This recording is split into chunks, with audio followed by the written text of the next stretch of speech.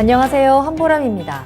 모든 일에는 타이밍이 있습니다. 20대에 할 수 있는 일과 30대에 할 수 있는 일처럼 그 나이대에만 어울리는 일들도 있고요. 그 때를 놓치고 나면 다시는 찾아오지 않는 또 어려워지는 일들도 많습니다.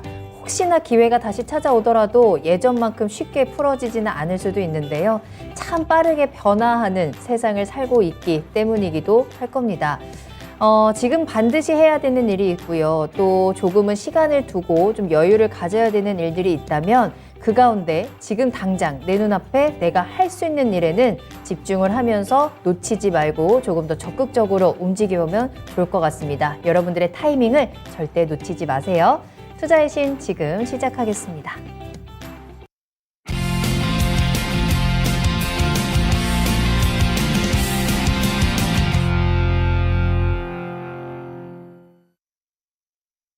여러분 안녕하세요. 투자의 신에 오신 여러분을 환영합니다. 토마토TV의 투자의 신과 함께 여러분을 투자의 신의 길로 인도해드리는 시간 투자의 신 월요일 1부 출발해 보도록 하겠습니다. 이재필 전문가님과 함께 할게요. 전문가님 안녕하세요. 예, 안녕하십니까? 반갑습니다. 자, 오늘은 저희가 둘 다 빨간 기운을 가득 내뿜으면서 이 자리에 앉아 있습니다. 이제 정말 본격적으로 11월 장이 시작이 됐고 추워지는 날씨를 대비하는 이 증시에서 저희가 이 양봉의 기운을 팍팍 전해드리면서 연말을 조금 더 따뜻하게 보낼 수 있는 전략들 한번 찾아보도록 하겠습니다. 여러분들 종목에 대해서 궁금한 점 많으실 텐데요. 여러분들의 종목에 대한 타이밍은 놓치지 않으셨으면 좋겠습니다. 지금 바로 저희 투자의 신의 종목 상담 신청 보내주시고 그에 대한 해답들 받아가시길 바랄게요. 자, 먼저 유튜브를 통해서 함께 하시면 되겠습니다. 유튜브에 토마토 증권통 검색하고 들어오셔서 실시간 채팅창에 종목명, 매수가, 비중 이 세 가지 꼭 남겨주시면 되겠고요. 전화 상담도 가능합니다. 02-325-8200번, 325-8200번으로 문의 전화 주시고 이재필 전문가님과 직접 이야기 나누시면서 쏠쏠한 꿀팁들 얻어가시길 바라겠습니다. 자, 한 주의 시작 오늘 증시는 아주 힘이 좋다라고 할 수는 없지만 그래도 빨간불 양시장 모두 강하게 출발을 했습니다. 오늘 여러분들의 하루는 어떠셨는지 또 지금 이 시간 함께 하시는 분들 인사 나누면서 투자의 신 시작해 보도록 할게요. 오늘 1등으로 출석해 주신 반올림 100%님 반갑습니다. 1등 축하드리고요. 감사하고요. 하늘이님께서는 이번 주도 상큼하게 시작이 됐네요 라고 또 올려주셨는데 상큼한 한 주 하루 보내셨습니까? 이 월요일 정말 너무나도 힘든 월요일일 수도 있는데 상큼하게 시작을 했다고 하니까 또 다행이네요. 러너님의 이름도 보이고요. 한여름님 그리고 대박벌자님 또 벙벙님도 잘 오셨습니다. 작은 소나무님께서도 출첵하셨고 한혜경님 반갑습니다. 궁금하신 종목도 같이 올려주세요. 서단계 1년차님 출석 체크하기 전에 아슬아슬하게 딱 도착하셨습니다. 잘 오셨어요. 궁금하신 종목명, 매수가, 비중 지금 바로 올려주시면 이재필 전문가님과 함께 또 종목 상담 빠르게 달려보고요. 또 앞으로의 시장을 대비할 수 있는 미니 강의까지 기다리고 있으니까 끝까지 함께 해주시길 바라겠습니다. 자, 그러면 여러분들의 종목 상담, 진단 신청받는 동안 또 오늘장을 좀 정리를 해봐야 될 것 같습니다.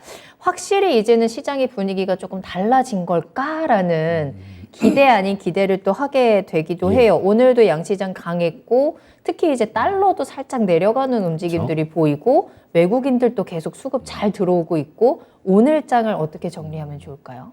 지금 이제 와서 그거를 조금 틀려졌을까라고 생각을 하면 조금 늦은 거죠. 달라졌나요? 왜냐하면 지금 이 장이 2100포인트부터 올랐잖아요. 그렇죠. 2100포인트부터 올라왔는데 이 시간을 통해 갖고는 그때 2100포인트 있을 때 그때 이제 장 될 것 같습니다라는 말씀을 드렸는데요. 몇 차례 좀 계속해서 말씀을 좀 드렸고 지금까지 좀 긍정적인 뷰 계속 그렇게 말씀을 드렸는데요. 지난주 목요일 날 또 출연을 했었는데 이 시장이 원하는 대로 이렇게 해주는 것 같아요. 네네. 지난주 목요일 날 이 야인시대에 출연해서 이번 주에 60일 이평선 좀 돌파를 해주고 다음 주에 20주 이평선을 돌파를 해주면 참 좋을 것 같다라는 말씀을 드렸는데요. 금요일 날 60이평선을 돌파를 했어요. 그리고 오늘이 월요일이죠. 월요일 그냥 20주 이평선을 바로 돌파를 하는 모습입니다. 자, 보시면 지금 이 일봉에서는 이 파란 선이 60일 이평선인데요. 자, 살짝 뚫었다가 밀렸다가 뚫었다 밀렸다 하는데 전체적으로는 대부분 좀 이렇게 저항선 역할을 하고 있었는데 그거를 지난주 금요일 날 좀 뚫었고요. 자, 그거보다 좀 더 중요한 게 주봉인데, 자, 주봉을 보시면 여기 이런 모습들이 나오고 있죠. 여기서도 저 20주의평선이 빨간 선입니다. 자, 여기서도 20주의평선에서 두들겨 맞았고요.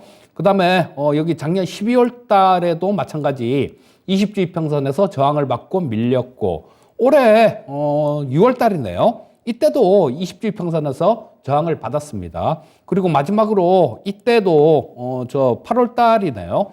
이때도 마찬가지 20주의평선에서 계속 저항이 있어 왔는데 이걸 계속 뚫지를 못했는데요.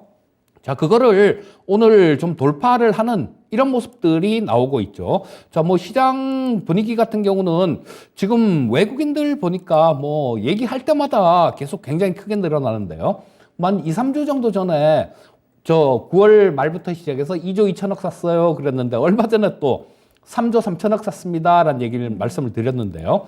이제 지금 보니까 좀 전에 장중에 이렇게 보니까 한 5조 정도를 샀습니다, 외국인들이. 자, 단기간에 굉장히 큰 매수가 들어왔다라는 거예요. 그래서 뭐 어떤 요런 부분들이 구조적으로 뭐 어떤 이런 변화로 이어질 가능성들, 제 생각에는 우크라이나 관련해 갖고 정전 가능성이나 뭐 요런 것들을 좀 내포하고 있는 그런 시장이 아닌가 싶은 생각이 들고요. 자, 뭐 그 부분은 좀 이따가 미니 강의 시간에 좀 짚어봐 드리기로 하고요. 자, 그 다음에, 뭐, 중간선거라는 게 있는데, 오늘 미니 강의 주제는 중간선거 관련되는 걸 준비를 했으니까, 뭐, 그 부분도 좀 봐주시고요. 다만, 지금 이게 조금 좀 하나, 이렇게 살짝 좀 갸우뚱 하는 고개를 갸우뚱하게 하는 뭐 그런 부분들이 하나 있는데, 그거는 이런 부분이에요. 보시면, 지금 화면에 올려놓은 게요. 자, 옵션 시장 수급입니다. 우리나라 시장 같은 경우는 이 옵션 만기가 되면 이 외국인들이 자신들의 수급에 따라서 좀 시장을 그 만기 근처에서는 마음대로 막 이렇게 좀 주무르는 그런 경향이 좀 있습니다. 자, 근데 요게 지난 10월 만기 이후에 옵션 시장 수급인데요. 자, 보시면 외국인들이 누적으로 해서 지금 콜옵션을 한 370억 정도를 순매도를 했습니다. 자, 순매도를 한 거는 이때부터 순매도를 했죠. 10월 24일부터 뭐 누적이니까 12억 37억 뭐 이러면서 쭉쭉 이렇게 늘어났는데요. 자, 외국인들이 지금 콜옵션 쪽에서 콜옵션이 뭐 305나 307.5 같은 거 한 5배에서 7배 정도 그 정도 올라왔더라고요. 자, 그러면 이 콜 매도를 쳤던 이 외국인들 같은 경우는 지금 상당히 곤란할 겁니다. 여기서 좀 더 이렇게 탄력 있게 올라가면 그렇죠. 손실폭이 굉장히 좀 이렇게 커질 수가 있는 그런 모습이에요. 자, 마찬가지로 뭐 이 풋옵션 쪽도 외국인들이 조금 매도를 했습니다만 이 175억 정도 누적 순매도인데요. 풋옵션 쪽은 다 먹어봤자 이 매도 친 거 이 금액이 한계입니다. 그래서 175억 정도 이거는 다 먹는다고 쳐도 콜옵션 쪽에서 지금 상당히 좀 더 올라가면 탄력 있게 더 올라가면 굉장히 곤란해지는 그런 모습들이 나와요. 자, 그래서 일단은 지금 뭐 만기가 이번 주 목요일 정도로 예정이 돼 있으니까요.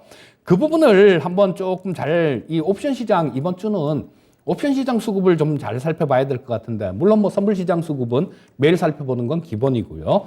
자, 뭐 오늘 같은 경우는 외국인들이 장중에는 선물 시장에서 계속 매수를 하고 있었습니다. 그런데 오후장 들어갔고 뭐 동시호가 거의 뭐 끝나갈 무렵 그때 돼서 한 1,400억 정도 순매도로 바뀌었어요. 자, 이런 부분들을 보면 이 단기간에 조금 올라왔다라는 좀 속도 조절을 할 것 같다라는 뭐 그런 생각도 조금 드는 그런 상황입니다. 자, 지금 이런 부분들 20주 이평선을 상향 돌파를 했습니다라는 말씀을 드렸는데요. 자, 일단 뭐 상향 돌파 한 거는 한 거고, 요거를 뭐든지 돈도 마찬가지죠. 이거 버는 것보다 지키는 게 더 힘들다 그러는데요. 자, 20주평선을 좀 지켜줘야 되는 그런 상황입니다. 자, 20주평선은 지금 뭐 2,354포인트 정도에 위치하고 있어요. 자, 이번 주에 뭐 요거를 붕괴를 안 시키고 뭐 옵션 만기 날까지도 요렇게 조금 좀 좋은 수급이 들어오면서 이 가격대를 좀 지켜준다라면 뭐 이 정도에서는 좀 그 다음에는 또 한번 탄력 있는 모습이 나올 수 있는데요. 일단은 이거를 지켜주는지 그 부분에 대한 확인이 먼저 좀 필요합니다. 그래서 일단 뭐 시장은 너무 쫓아가지는 마시고요. 그렇다고 뭐 있는 거, 보유하고 있는 거, 그거를 매도를 하라는 뜻은 아니고요. 자, 이 20주 이평선이 좀 지켜지는지 그거를 한번 잘 챙겨보시면 좋을 것 같고요. 그거를 또 사전에 조금 먼저 이렇게 알고 싶으시면 파생시장의 수급 동향들 뭐 이런 부분들을 좀 살펴보면 좋겠다. 이렇게 말씀드리겠습니다. 네. 자, 오늘 장의 주요 흐름들 짚어드렸습니다. 특히나 이번 주에 이제 중간선거라든지 CPI 발표를 앞두고 있기도 하죠. 우리 시장이 이 코스피가 2350포인트를 지켜내면서 힘을 유지해 주는지 일단 가장 중요한 시장의 포인트가 될 것 같습니다. 함께 체크를 해보시면서 그 흐름에 맞춰서 여러분들의 종목에 대한 대응 전략들 꼼꼼하게 확인해 보시길 바라겠습니다. 자, 지금부터 이재필 전문가님과 함께 종목 진단 시작합니다. 궁금하신 종목 자유롭게 올려주시면 되겠는데요. 유튜브 채팅창 들어오시면 됩니다. 유튜브에 종목명, 매수가, 비중 올려주시고 매수 문의도 얼마든지 환영이니까요. 매수하고 싶으신 종목 있으시다면 미리 점검하고 좋은 타이밍 잡아보셔도 좋을 것 같고요. 전화 주시면 조금 더 자세하게 이야기 나누겠습니다. 02-325-8200번, 325-8200번으로 지금 바로 전화 주시길 바랄게요. 자, 그러면 그 사이에 또 오신 분들 살짝 또 인사하고 시작할게요. 이 기자님, WTN 뉴스님 잘 오셨고요. 지이크님께서는 또 뉴스도 올려주고 계시는데 특히나 중간선거와 관련된 뉴스들 올려주셨네요. 잠시 후에 미니 강의를 통해서 이 중간선거 시나리오대로 또 앞으로 우리 시장의 영향까지 한번 꼼꼼하게 체크를 해볼 테니까 끝까지 집중해 주시길 바라겠고요. 노자성님과 또 수공백님도 모두 잘 오셨습니다. 여러분들 오늘 하루 어떻게 보내셨는지 이야기 나누시면서 종목 상담 신청도 까먹지 말고 바로바로 올려주시길 바랄게요. 자, 그러면 첫 번째 종목 진단 시작하겠습니다. 유튜브에서 한여름님께서 올려주신 종목 케어젠 살펴볼게요. 매수하신 가격은 13만 9,500원, 비중은 10% 가지고 계십니다. 안녕하세요. 오늘 계약 발표가 있어서 올라왔는데 매수가까지도 올라올 수 있을까요? 진단 부탁드립니다. 라는 질문을 함께 올려주셨습니다. 케어젠이 오늘 굉장히 강한 상승세 보여줬죠. 14% 넘는 급등, 두 자릿수 급등으로 오늘 거래를 마치면서 10만 원대까지, 올 11만 원대까지 올라왔습니다. 케어젠이 지금 얼마 전에 발표한 실적도 나쁘지는 않은 것 같고 이 공급 계약에 대한 호재가 주가를 강하게 끌어올렸는데요. 시청자님 매수하신 가격이 이제 14만 원 근처예요. 거기까지 조금 더 힘을 내줄 수 있을지 전망 어떨까요? 자, 이 케어젠 같은 경우는 전에 한 2, 3년? 3, 4년 정도 전에 야인 시대를 할 때 네. 그때 금산 전문가님하고 둘이서 막 굉장히 좋다라고 막 이렇게 얘기했던 종목 중에 하나인데요. 자, 요게 한동안 거래 정지가 돼 있었어요. 이 뭐 회계 관련해 갖고 그때 조금 좀 매출을 과대 계상했다 뭐 이런 부분들 때문에 거래 정지가 한참 거래 정지가 돼 있었는데 뭐 그게 다시 뭐 회사 자체가 워낙 좋은 회사니까 다시 거래가 재개되고 난 다음에 뭐 상당히 강한 그런 모습을 보여줬는데요. 자, 이 케어젠은 영업이익률이 굉장히 높은 기업입니다. 보시면 작년에도 매출액이 591억 정도예요. 근데 영업이익이 282억이니까 뭐 거의 50% 가까이 되는 그런 모습입니다. 재작년 같은 경우도 매출액 603억에 뭐 320억 정도 영업이익이니까 이거는 50%가 넘어갔었죠. 그래서 지금 이 올해 같은 경우도 50% 이상의 영업이익률은 계속 유지하고 있는 그런 기업이에요. 자, 그리고 이런 제약 바이오 섹터들 이런 쪽들 같은 경우는 뭐 저런 부분들 실적이 제대로 찍혀 나오질 않고 그냥 주가만 막 이렇게 좀 기대감만 있는 그런 쪽들 같은 경우는 조금 위험할 수 있습니다. 하지만 이렇게 실적 부분들이 계속 이렇게 잘 찍혀 나오면서 움직이는 종목들 같은 경우는 뭐 크게 지금 시장이 조금 어려워진다고 하더라도 빠지더라도 어느 정도 한계가 어느 정도 수준까지는 빠질 수 있겠지만 뭐 그렇게 급락을 하거나 감당할 수 없을 정도로 그렇게 빠지지는 않을 겁니다. 자, 그래서 이 케어젠이 계약 나온 거를 제가 좀 오늘 최근에는 안 봐갖고 제대로 이렇게 지금 한번 그냥 훑어봤는데요. 말레이시아 쪽에 좀 수출 계약을 한 것 같아요.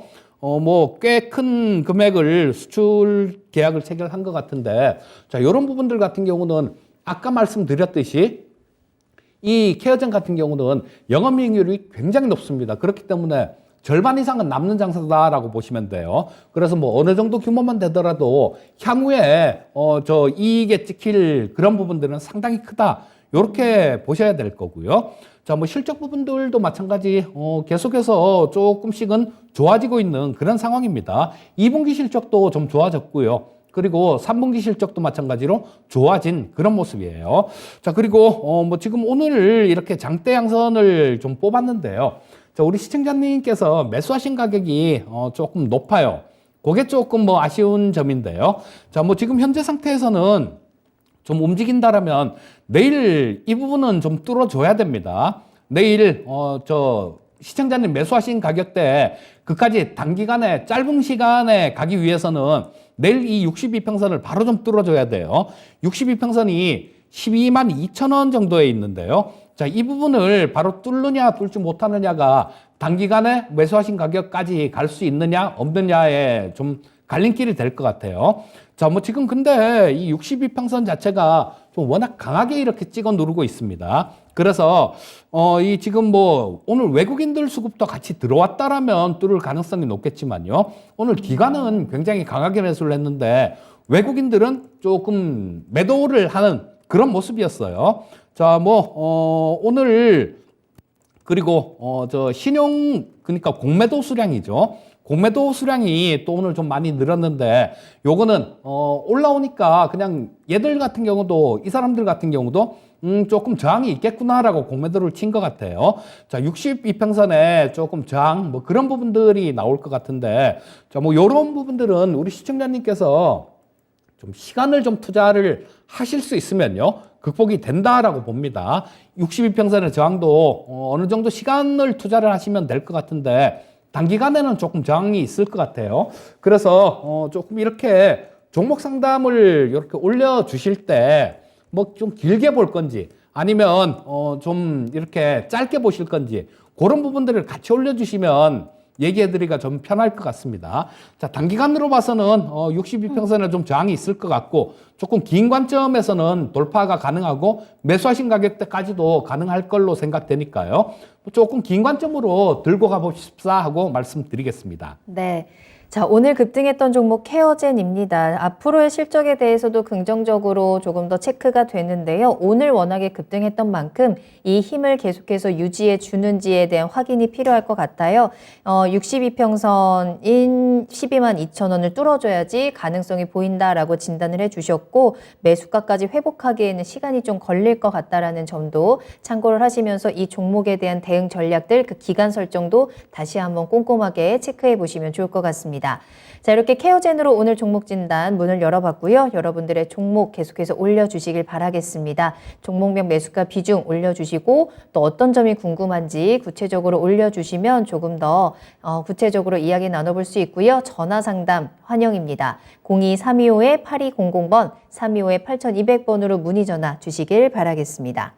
다음 상담 만나볼게요. 이번에는 유튜브에서 오늘 1등으로 출석 체크하신 반올림 100%님이 올려주신 종목입니다. YIK 궁금합니다 라고 올려주셨는데요. 매수하신 가격은 4,500원이고요. 비중은 10% 담으셨습니다. 실적도 궁금하고요. 여러 가지가 궁금합니다 라면서 올려주신 종목인데요. YIK 오늘의 주가는 3,265원에 보합으로 거래를 마쳤습니다. 차트의 모습을 보니까요. 계속해서 좀 내려오는 모습이다가 8월 말에 좀 강하게 좀 튀어오르는 모습들이 나타났었죠. 삼성전자랑 공급 계약 소식이 들리면서 윗꼬리가 좀 길게 달리는 변동성을 보여줬습니다. 이 상승을 유지하지는 못하고 계속해서 좀 아래로 내려오면서 2,845원 최저가 찍고 지금 살짝의 반등 흐름 나오고 있는 구간인데요. 시청자님 매수하신 가격도 4,500원으로 꽤 높은 편이라서 대응 전략을 좀 잘 짜봐야 될 것 같네요. 전문가님 어떻게 보시나요? 자, 이 YIK 같은 경우는 반도체 테스트 장비 업체인데요. 이 테스트 장비 업체에서는 뭐 시장 점유율 1위를 기록하고 있는 그런 기업입니다. 자, 그리고 뭐 올해 실적 같은 경우는 그렇게 썩 그다지 2분기 정도까지는 썩 그렇게 좋지는 않았어요. 뭐 2분기만 보더라도 지금 뭐 매출액이 전년 동기 비해서 작년에는 999억 정도 됐는데 올해 671억 정도밖에 안 됩니다. 그리고 영업이익 같은 경우는 뭐 거의 반토막 가까이 났어요. 작년에 170억 정도였는데 올해는 88억 정도가 됐습니다. 그만큼 이 삼성전자나 뭐 이런 쪽에서 투자를 덜 했기 때문에 이런 현상이 나오는 거죠. 자, 그리고 2분기하고 3분기도 뭐 실적 부분들은 그렇게 썩 많이 기대하기는 조금 어렵지 않나 싶은 생각이 듭니다. 왜냐하면 뭐 삼성전자에서 뚜렷하게 3분기에 뭐 투자를 이렇게 하거나 뭐 그랬던 내용들은 없거든요. 추가로 별도로. 그렇기 때문에 뭐 3분기 실적 같은 경우도 기대 이상으로 그렇게 썩 잘 나오기는 조금 어렵다라는 생각이 들고요. 자, 매수가가 4,500원이시면 이때 저 8월 29일 날 그 가격 위로 한번 이렇게 찍었는데요. 이날 만약에 들어가셨다라면 우리 시청자님께서는 장중에 너무 쫓아가신 거예요. 그 성향 자체가 이렇게 장중에 급등했던 종목들을 잘못 쫓아가면 상당히 좀 고생을 많이 합니다. 그래서 만약에 8월 29일 날 좀 추격 매수해서 물리셨다라면 내가 이런 식으로 투자를 해도 되는가, 그 부분 한번 심각하게 생각해 보실 필요가 있을 것 같고요. 또 이쪽에서도 지금 여기 전에 5월 달에 찍은 저점이 한 4,850원 정도를 찍었습니다. 근데 여기서 매수를 떨어지는 구간, 그전에는 4,500원대가 잘 없었으니까요. 여기 아니면 여기실 것 같아요. 여기서 매수를 하셨다라고 하더라도 전저점을 붕괴시키고 난 다음에 바로 잡으신 거니까 조금 급하셨던 겁니다. 그러니까 다음번부터는 주식을 매수를 하실 때 약간 좀 뭐 이거 못 사면 다른 종목 사면 된다라는 그런 생각으로 약간 좀 여유 있게 생각을 하시고 주식을 매수를 하시면 어떨까 싶은 생각이 들고요. 자, 지금 뭐 이제 보면 삼성전자부터 시작해갖고 조금 뭐 좋은 모습들이 나오고 있는데 삼성전자도 오늘 6만 원을 돌파를 했죠. 자, 그렇다면 이 장비 업종이나 이런 쪽들 같은 경우도 뭐 어느 정도 시차를 두고 낙수 효과가 좀 있을 겁니다. 그렇게 되면 이 YIK 같은 경우도 실적 대비해 갖고 뭐 주가 자체가 그렇게 비싼 주가는 아닙니다. 지금 뭐 2,600억 정도 기록하고 있는데요. 실적이 뭐 전에보다 조금 좀 못하다 뭐 이렇게 보더라도요. 뭐 작년에 워낙 좋았으니까요. 자, 뭐 그래도 올해 한 248억 정도 지금 2분기까지 영업이익이 흑자가 났습니다. 그렇다면 주가 자체는 비싼 주가가 아니에요. 즉, 뭐 여기서 이렇게 따라가면서 자르거나 그럴 필요는 없는 종목이다라는 겁니다. 자, 오히려 뭐 반등 나오길 조금 기다려 보시는 게 좋을 것 같은데요. 이 종목 역시 마찬가지로 62평선이 1차적으로 조금 저항선 역할을 할 수 있을 것 같아요. 62평선은 지금 뭐 3,500원대 정도 그 정도에 위치하고 있는데 그거보다 조금 위에도 마찬가지입니다. 보시면 여기 전저점이 위치하고 있죠. 자, 그래서 3,500원 그 위에 선에서는 조금 저항이 좀 있을 것 같아요. 자, 뭐 3,500원대가 1차, 그러니까 뭐 요거 60선을 잠깐 좀 이렇게 뚫는다고 하더라도 그 사이 정도에서 저항을 받을 가능성이 높아 보이는데요. 그러면 저항 구간대를 좀 설정을 해 본다라면 3,500원에서 3,700원 사이 정도, 그 정도가 조금 좀 저항선으로 작용할 가능성이 높습니다. 그리고 그 가격대는 여기서 좀 급등한 그런 구간이 있는데요. 그런 날이 있는데 여기서 물리신 분들 같은 경우도 다 들고 있기 때문에 아마 단번에 이걸 뚫고 가기는 조금 어렵다라고 보셔야 됩니다. 자, 시청자님이 4,500원이시면 이 정도에서 매도를 하기는 조금 좀 어렵겠다라는 생각이 좀 듭니다. 뭐 그렇지 않으셨으면 벌써 좀 이렇게 어떻게 해도 하셨을 것 같은데 이 하락을 다 견디신 거니까 2,800원까지 빠졌던 이 하락을 다 견디신 거니까요. 그냥 조금 기다리실 생각이신 것 같아요. 자, 내년 정도 이후가 된다라면 이 반도체 업황 같은 경우도 조금 좋아질 수 있는 그런 모습이 나올 수 있을 것 같습니다. 왜냐하면 지금 그쵸? 디램 가격이나 낸드 가격 같은 경우도 지금이 가장 안 좋은 때다라고 볼 수 있을 것 같아요. 뭐 내년에 어느 정도 시간이 지나고 내년 1분기, 2분기 이렇게 지나면 반도체 가격도 저 메모리 반도체 가격도 조금 이렇게 좀 튀어 올라오고 그런 모습이 나오면 그때는 좀 더 투자가 될 수 있을 겁니다. 그때까지 조금 기다리셔야 될 것 같아요. 자, 뭐 지금 현재 상태에서는 실적이 되게 안 좋은 뭐 그런 종목이다라면 뭐 아프지만 자르십시오 이렇게 말씀을 드리겠지만요. 실적이 어느 정도 되는 그런 종목이기 때문에 현재 상태에서는 보유 의견 말씀드리겠습니다. 네. 반올림 100%님께서 네, 맞아요. 추격했어요. 라는 댓글도 올려주셨고, 기다렸다가 추매할 생각이었는데 전문가님 정말 쪽집게 진단이십니다. 라면서 이 100%님의 생각을 이미 다 읽으신 진단을 함께 전해드렸는데요. 자, 일단 1차적으로는 3,500원에서 저항 구간이 예상된다라는 점은 함께 염두에 두시면서 그래도 실적 같은 부분이 조금은 버텨주는 부분이고 이 반도체 업황 회복과 함께 좀 기대해 볼 수 있는 부분들은 기다려보자라고 진단을 함께 드렸으니까요. 참고해 보시면 좋겠습니다.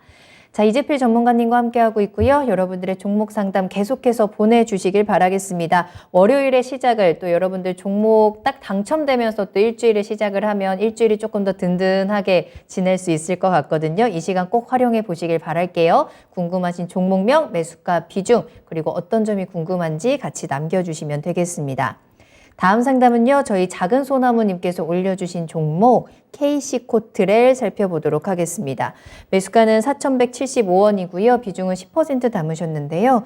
유증 공시가 나왔는데 어떻게 해야 할까요? 꼭 부탁합니다. 라는 댓글도 함께 남겨주셨네요. KC코트렐 주가 흐름부터 한번 살펴보도록 하겠습니다.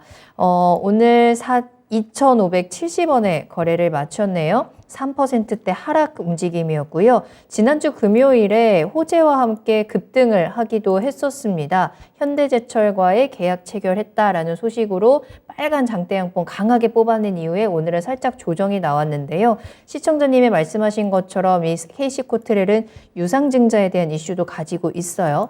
현재 좀 손실도 크게 보고 계신 상황인데 어떤 대응 전략이 필요할까요? 자, 이 유상증자 말씀을 해주셨는데 유상증자 공시는 10월 달에 나온 것 같습니다. 10월 이게 정확하게 보면 10월 13일 날 뭐 유상증자 결정 이런 공시 내용이 있네요. 자, 그렇다면 지금 한 달이 벌써 다 돼가는 그런 거기 때문에 일단 유상증자를 한다라는 그런 부분에 대한 재료는 다 주가에 일단 녹아 있다라고 보셔야 될 것 같고요. 자, 그렇기 때문에 이 주가가 여기 딱 나오네요. 보면 자, 여기서 이렇게 갭으로 이렇게 두들겨 맞았죠. 맞네요. 10월 13일 날 이 음선을 그렸고 10월 14일 날 뭐 좀 갭으로 하락해서 좀 십자 도제 형태의 음선을 그리고 그 다음에 옆으로 횡보만 하는 모습이었으니까 자, 뭐 이런 부분들은 일단 어느 정도는 주가에 녹아 있다라고 보셔야 되는데요. 자, 요게 권리락일이 언젠지는 제가 이게 실시간으로 라이브로 뭐 바로 보고 바로 상담을 해드리는 거기 때문에 뭐 이런 부분들이 약간은 좀 미흡할 수 있어요. 공시 내용을 뜯어보고 뭐 권리락이 언제고 이런 부분들을 다 확인을 하고 말씀을 드려야 되는데 그렇게 확인할 시간이 안 되기 때문에 자, 일단 뭐 그런 부분들은 한번 우리 시청자님께서 고려해 보셔야 됩니다. 자, 지금 이렇게 주가가 좀 올라왔다라는 거 이런 부분들은 이 권리락이 되고 난 다음에는 또 조금 안 좋은 그런 상황으로 또 몰려갈 수도 있습니다. 왜냐하면 그쵸 증자하는 유상증자하는 그 가격을 산정을 하는 게 3일 종가, 일주일 종가, 그리고 직전 한 달 종가 요거를 산술평균을 해서 유상증자 가격을 산정을 하기 때문에 그 뭐 발행가가 어떻게 되는지 뭐 할인율이 어떻게 되는지 그 부분까지는 확인은 못했습니다만 일단은 약간은 부담이 될 수 있는 그런 모습이다라고도 볼 수 있을 것 같아요. 하지만 뭐 지금 기술적으로는 그렇게 나쁘지는 않은 그런 모습들이 나오고 있습니다. 자, 요거는 일단 뭐 그런 부분들도 좀 여러 가지로 조금 엮이는 그런 게 있어요. 자, 뭐 KC코트렐 하면 집진기를 만드는 그런 기업이죠. 대기 오염 관련해 갖고 뭐 분진 같은 것들, 오염 물질 같은 것들 이런 걸 잡는 집진기를 만드는 회사입니다. 그런데 또 다른 모멘텀도 조금 있어요. 자, 우리 가끔 가다가 ESS 얘기가 나오면 바나듐을 이용한 그 배터리를 도입을 한다라는 뭐 그런 소식들도 가끔 나옵니다. 요게 실증을 한다라는 뭐 그런 뉴스들도 가끔 나오는데요. 이 KC코트렐이 바나디움 추출 장치에 대한 특허권을 좀 보유를 하고 있거든요. 자, 그래서 그런 쪽이 나오면 가장 좀 탄력 있게 움직이는데 그런 뉴스는 언제 나올지는 알 수가 없는 거고요. 자, 뭐 모멘텀들 뭐 이런 것들은 갖고 있는데 또 그 반면에 또 공화당이 이렇게 내일 중간선거에서 공화당이 이기면 환경 쪽에 대한 그런 관심도는 또 단기간이겠지만요. 살짝은 좀 이렇게 줄어들 수도 있는 그런 상황입니다. 여러 가지 가능성을 좀 많이 내포하고 있는 그런 종목이에요. 자, 요 부분은 지금 뭐 오늘 움직인 부분들 같은 경우는 요 지금 장대로 양선을 엊그저께 뽑았죠. 그런데 거래량 자체를 좀 많이 줄이면서 음선이 났지만 좀 줄인 모습이에요. 그렇다면 이 기술적으로는 뭐 그렇게 나쁘지는 않은데 또 이쪽에서 보시게 되면 이 위에 조금 위에서는 또 거래가 상당히 이렇게 많이 됐던 장기간 이렇게 거래됐던 그런 자리가 있습니다. 이런 자리 같은 경우는 좀 저항선 역할을 할 수가 있어요.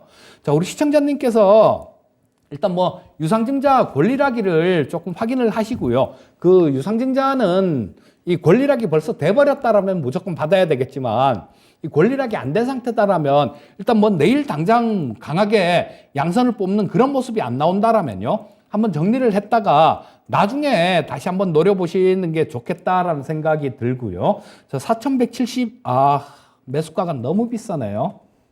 자, 지금, 지금 2,570원이니까 4,175원이네요. 자, 요런 부분들 매수하신 가격대까지 좀 이렇게 단기간에 가기는 힘들 겁니다. 자, 일단, 조금 지금 이 KC코트렐 같은 경우는 실적 부분도 작년보다 그렇게 좋지 않습니다. 그러니까 일단 뭐 한번 좀 정리하시고 저점에서 한번 다시 노려보시든가 아니면 뭐 다른 종목에서 조금 더 수익을 내는 뭐 그런 전략을 말씀드리겠습니다. 네. KC코트렐에 대해서 좀 분석을 해드렸고요.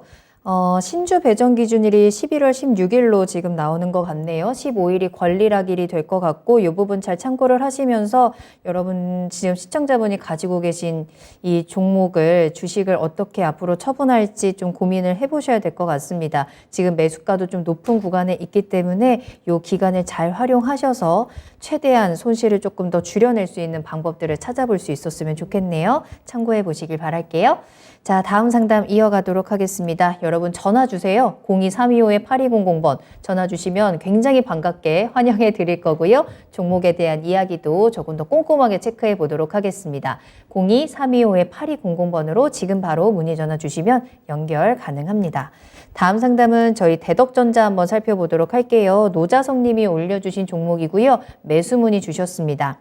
3분기 실적 보고 너무너무 매수하고 싶은 욕망이 불타오르고 있습니다. 이럴 때 조심해야 한다던데 매수 문의드립니다. 라고 해주면서 대덕전자 한번 살펴보도록 할게요.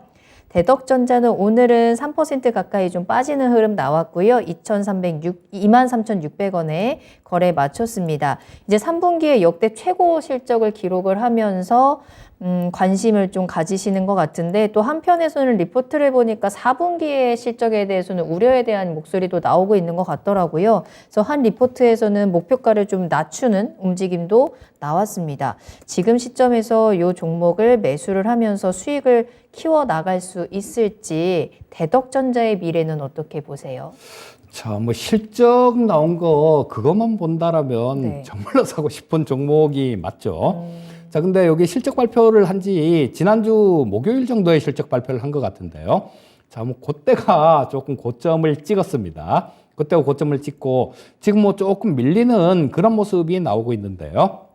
자, 일단은 좀 긴 관점이다라면 뭐 차분하게 이렇게 매수를 해 들어가셔도 될 것 같은데 자, 현재 상태에서 그렇게 급하게 매수를 하실 필요까지는 없을 것 같습니다.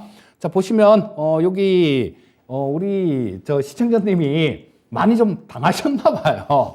이 실적 부분들 뭐 삼성전자도 그렇죠. 뭐 실적이 사상 최대치 나오면 그때부터 빠지는 경우가 많고 그 다음에 뭐 대부분의 종목 많은 종목들이 뭐 사상 최대 실적 막 이런 것들 나오면 밀리죠. 뭐 이런 거는 그 전에 좀 이 실적이 잘 나올 걸로 그냥 먼저 알고 있었던 그런 분들 같은 경우는 매도할 타이밍이 그 실적 발표되면 나올 거 나왔구나라고 그때 매도가 나오기 때문에 이런 현상이 나오는데요.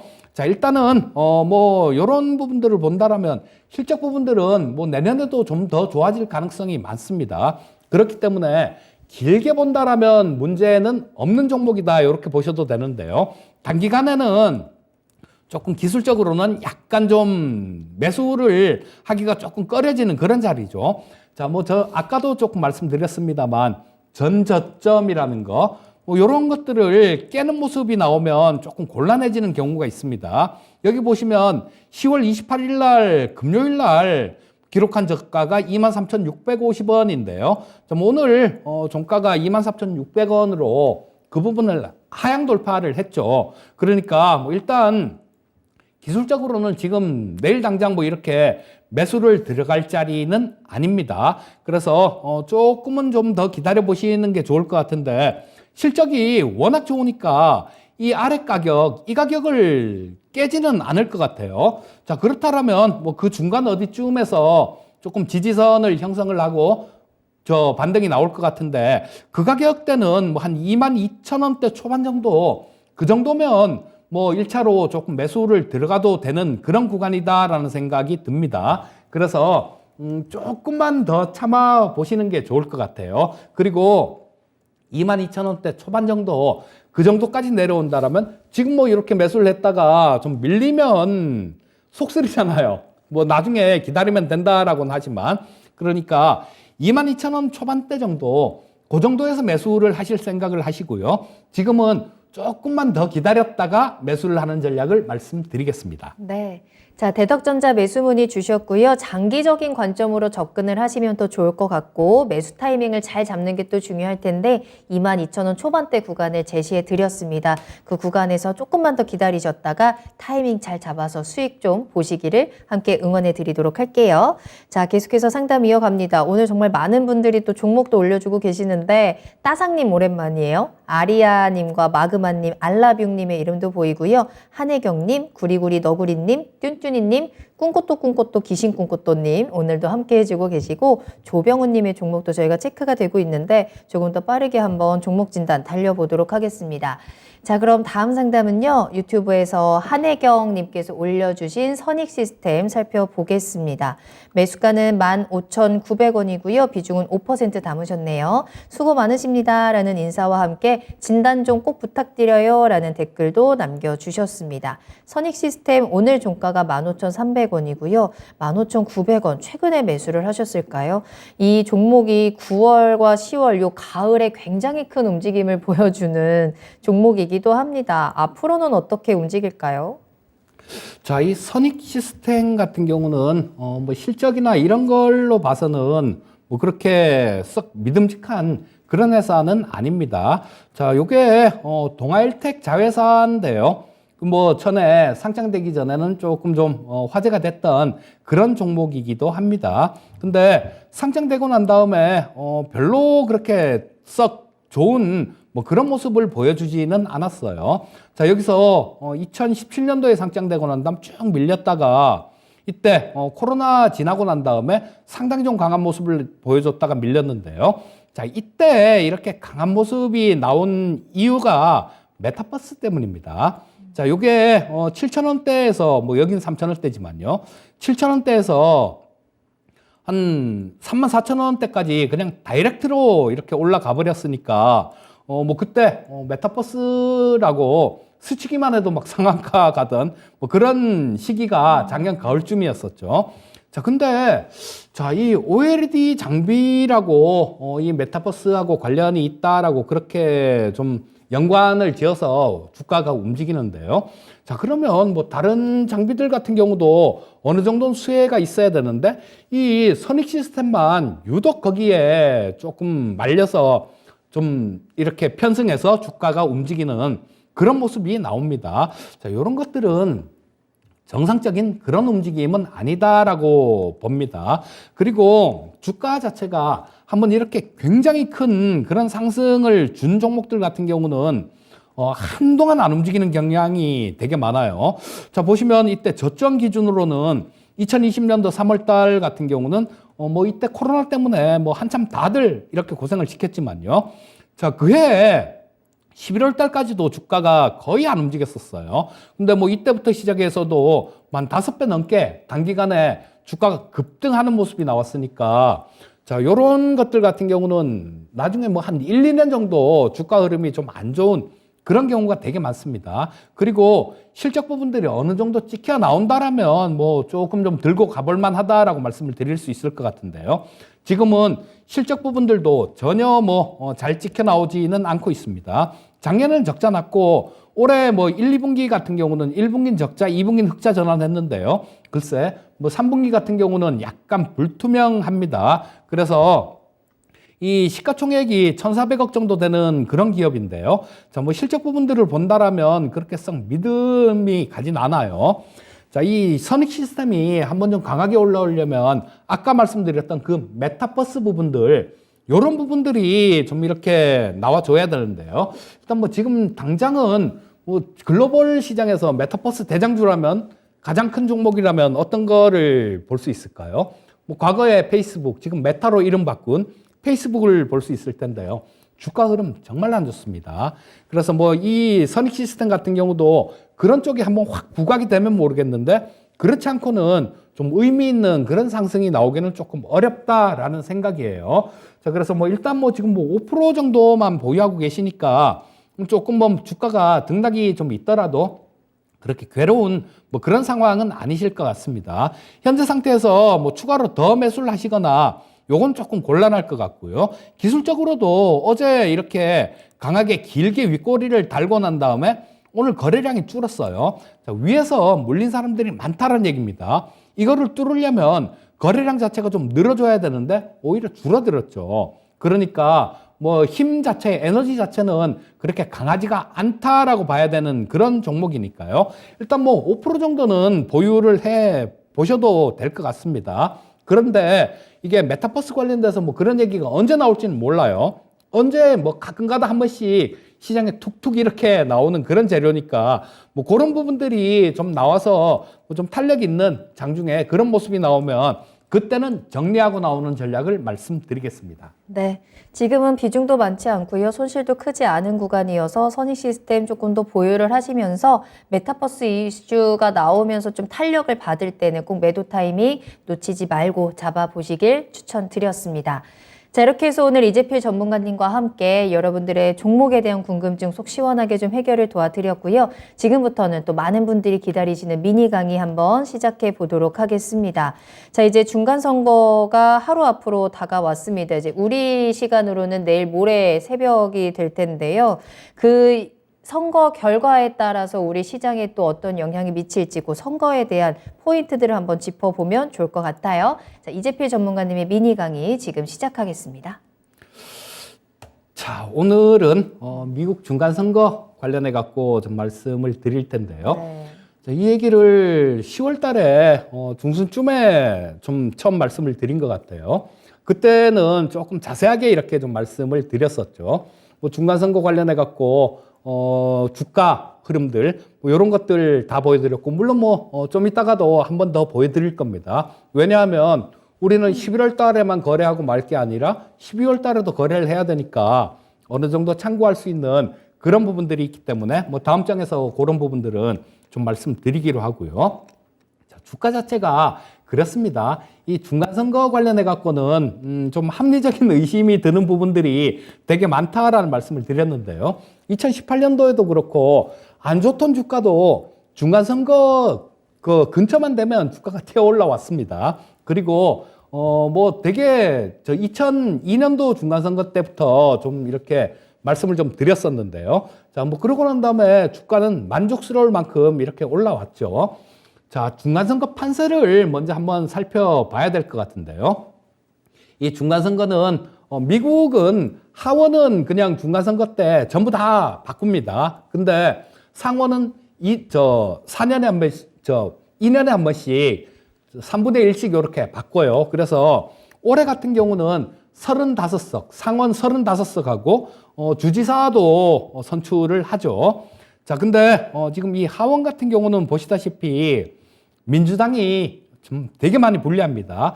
자, 이게 뭐 한 18% 정도, 그 정도가 민주당이 이길 확률이 18% 정도 된다라고 얘기를 하고, 공화당이 한 82% 정도가 나온다니까요. 이런 부분들은 뭐 11석이, 그리고 11석이 경합이고, 또 뭐 공화당 쪽이 확실하게 이기는 게 196석, 민주당이 확실한 건 165억이니까 거의 뭐 이 하원 같은 경우는 공화당이 갖고 간다라고 보셔야 될 것 같고요. 상원은 지금 조금 박빙이에요. 뭐 지난 주말에 나오는 게 50대 50 정도로 비슷하다 이렇게 나오는데요. 요거를 그 전에부터 추세를 조금 살펴보면 원래는 공화당이 굉장히 좀 유리한 그런 상황이었습니다. 그런데 뭐 대법원에서 그 낙태 관련되는 뭐 그런 판결도 좀 정서에 안 맞는 그런 판결이 나오면서 민주당이 또 싹 좀 올라왔었어요. 그런데 최근 들어서 또 바뀌었습니다. 지난주까지만 하더라도, 지난주 초반 정도까지만 하더라도 민주당이 이길 확률이 뭐 좀 더 높았습니다. 좀 더 높았는데, 자, 지난 주말에 나온 것들을 보면 거의 박빙이다. 뭐 이렇게 좀 얘기들이 나오고 있는데요. 지금은 주말이 지나면서 공화당이 이길 확률이 좀 더 높아진 그런 상황입니다. 자, 그래서 현재 상태로는 이 공화당이 상하원 이거 두 개 다 장악할 가능성이 굉장히 높다라고 일단은 보셔야 될 것 같고요. 자, 근데 이 주가 측면에서는 이게 행정부 권력하고 의회 권력하고 나눠질 때가 주가 상승률이 가장 컸었습니다.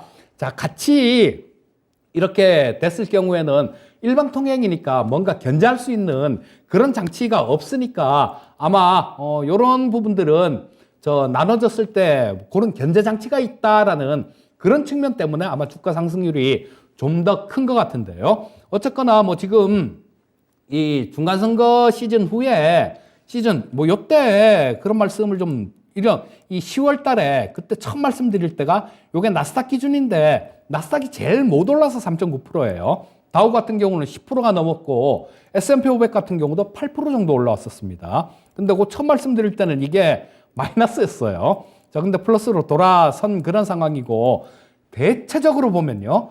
중간선거 있었던 시즌 11월 달 정도까지는 주가 흐름이 좀 괜찮습니다. 좀 괜찮은데 보시면 이때도 2002년도에도 한 11% 정도 상승하는 모습이었죠.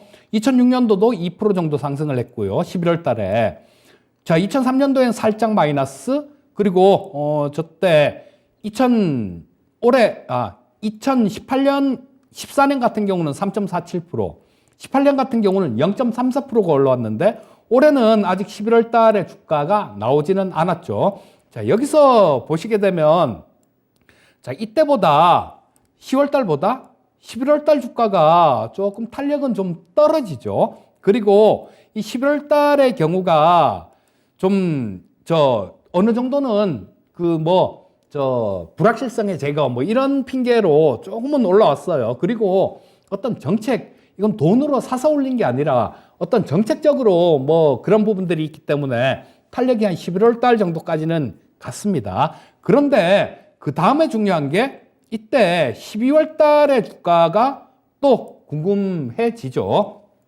11월 달 같은 경우도 대부분이 조금 윗꼬리를 다는 경우가 되게 많았습니다. 그러니까 과거 사례를 이렇게 좀 본다라면 주가가 11월 달에 당분간은 뭐 좀 더 이렇게 좋은 그런 모습을 보일 가능성이 있는데요. 좀 과하게 좀 올랐다 싶으면 그때는 윗꼬리를 달 가능성도 배제하지 못한다라는 겁니다. 12월 달 같은 경우는 우리 시청자님들 보시기에 어떠십니까? 파란색이 훨씬 더 많죠. 자, 10월 달, 11월 달 이때 신나게 달리다가 12월 달에는 조정을 받았다라는 거예요. 그러고 난 다음에 또 주가 흐름이 괜찮았습니다. 또 12월 달의 경우에는 제가 요 2002년 이후에 좀 세봤는데요. 자, 5번이죠. 올해 말고 5번인데 마찬가지로 음선이 난 게 5번이에요. 음선이 난 게 4번이었습니다.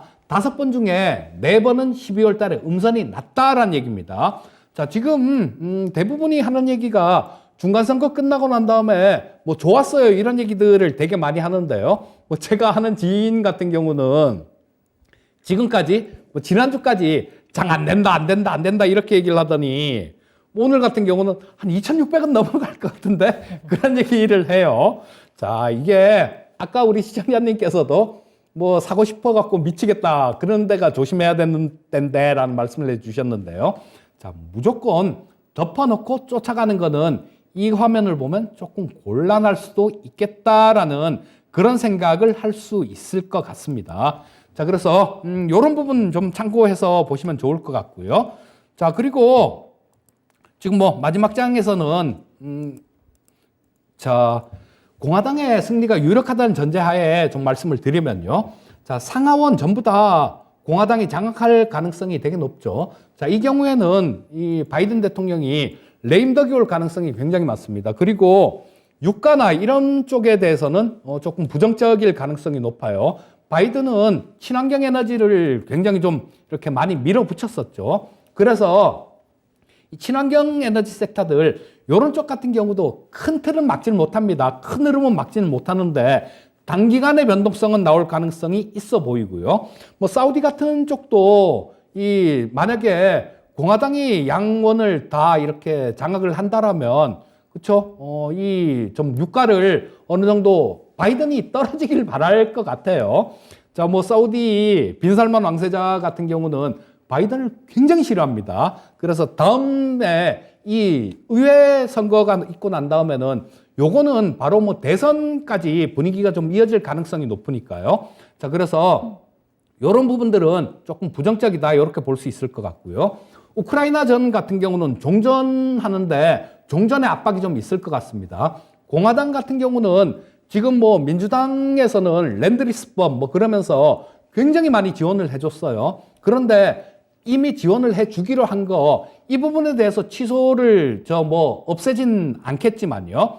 추가로 뭐 더 이상 이렇게 지원을 하거나 이런 데서는 약간 좀 소극적일 가능성이 되게 많습니다. 그렇다면 우크라이나 같은 경우가 지금 러시아하고 싸워서 굉장히 유리한 상황이에요. 그런데 미국이 살짝 발을 뺀다라면 우크라이나 같은 경우도 어려움을 겪을 가능성이 굉장히 많습니다. 그리고 미국 행정부에서 젤런스키 대통령한테 푸틴하고 협상하는 거 이걸 좀 포기하지 말았으면 좋겠다라는 그런 얘기를 했습니다. 의회가 만약에 상하원 이런 쪽으로 다 공화당이 넘어가게 되면 종전에 대한 압박이 있을 가능성이 굉장히 높아요. 그렇다면 이런 부분들은 우크라이나 재건 관련주들 이런 쪽하고 연결이 될 수 있을 겁니다. 자, 그리고 이 공화당 쪽 같은 경우는 세금 감세 뭐 이런 부분들을 되게 좀 좋아하는 그런 정당입니다. 그렇다면 이거는 결국은 돈을 더 이렇게 뭐 풀릴 수 있는 그런 상황이다라고 볼 수 있을 것 같고요. 그런 상황이다라면 달러는 좀 약세로 갈 가능성이 많은데 말씀드렸듯이 돈이 시중에 좀 더 풀리면요. 인플레 압력은 더 강화될 가능성이 높고요. 유가가 또 좀 이렇게 벌써 뭐 공화당 쪽이 의회를 장악할 것 같으니까 90달러가 넘어선 그런 상황이죠, 벌써. 이 기름값도 좀 올라오면서 인플레 압력이 강화될 가능성이 높다라는 그런 생각이니까 뭐 유가가 조금 올라갈 확률이 높다라면 정유주들 이런 것들도 관심 있게 볼 수 있겠다. 이렇게 말씀드리겠습니다. 네. 자, 이재필 전문가님과 함께 이 중간선거와 관련된 포인트들, 시나리오를 분석해 주신 이야기들 가운데는 섹터에 대한 힌트도 지금 많이 담겨 있었거든요. 여러분들 참고하시면서 대응해 보시면 좋을 것 같습니다. 자, 그럼 이재필 전문가님과는 여기서 먼저 인사를 드리도록 할게요. 오늘 감사합니다. 네, 감사합니다. 네, 투자의 신 1부 여기서 마무리하고요. 잠시 후에 2부로 돌아오도록 하겠습니다. 조금 이따 만나요.